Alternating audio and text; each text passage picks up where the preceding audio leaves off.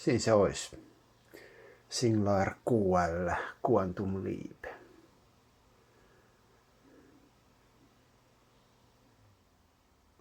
Ensimmäiseksi se kysyy, että käytetäänkö monitoria vai TVtä, että käytännössä tarkoittaa sitä, että resoluutio on pienempi kun mennään TVlle.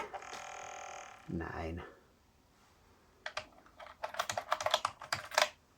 Ainuttakaan mikrokasettiin mulla ei ole, että ei yhtään pysty kokeilemaan sen enempää.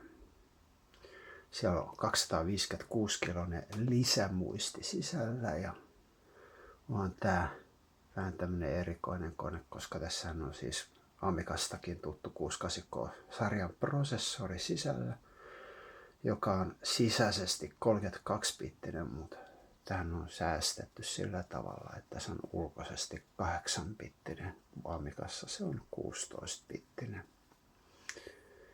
Eli vähän erikoinen vehe. Aikanaan tätä myytin ensimmäisenä 32-bittisenä kotitietokoneena.